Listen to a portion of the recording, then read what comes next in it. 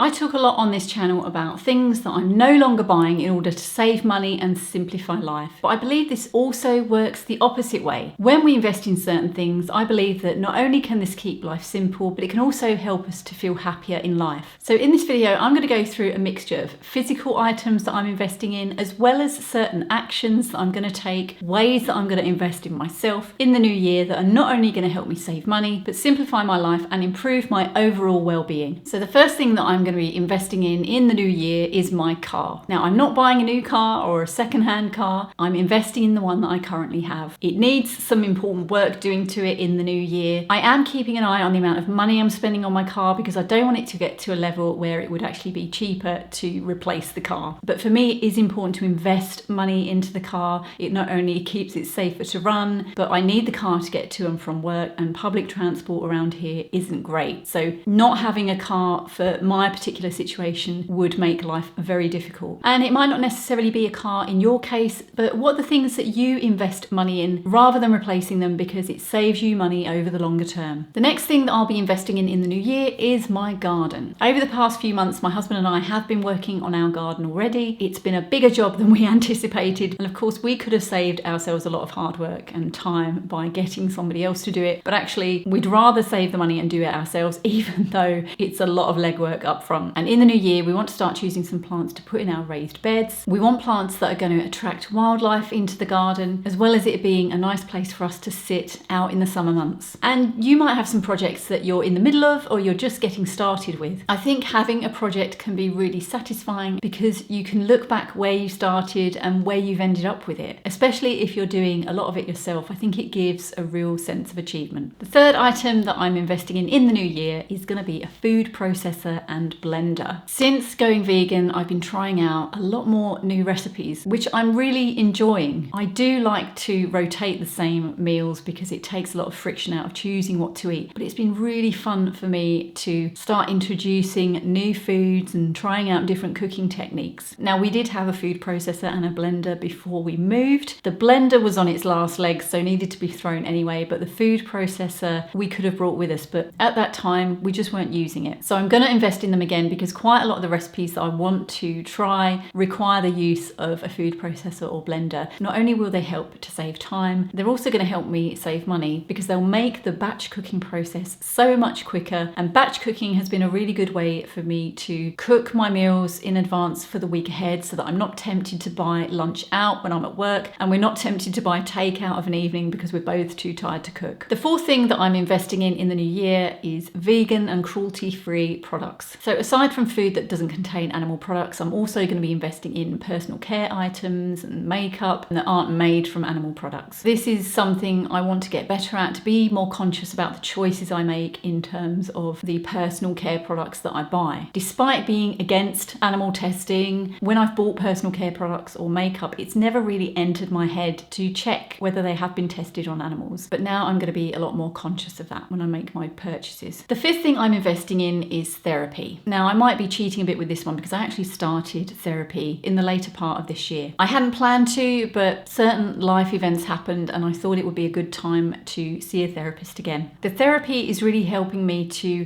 get unstuck from unhelpful mindsets that I think have crept back in for me. It's helped to give me more of a sense of direction that I want my life to take and the person that I want to be. And these changes are going to help me to feel more happier and content in life. I recognise that I'm in a fortunate position to be able to finance my own therapy. I know it's not something that everybody can access privately. Here in the UK, you can access therapy through the NHS, but there does tend to be a long waiting list. I've put a couple of links in the description to 2 online directories where you can search for therapists in your area. Don't necessarily think that a therapist who charges a lot of money is going to be amazing, and don't think that a therapist who seems relatively cheap in comparison to others is not a good therapist. A lot of therapists offer a free 15 to 20 minute telephone consultation or online consultation where you can get a bit of a chance to chat with them about what you like to bring to therapy, and usually that can give you a good idea of whether you want to work with them. The next thing that I'm going to be investing in the new year is stepping outside of my comfort zone. Through my therapy sessions, I've learned that if I want to be happier and more fulfilled in life, I'm going to have to do things that make me uncomfortable. And for reasons too complicated and personal to go into here, I've often held myself back through fear. Fear of what other people will think of me, fear of looking stupid,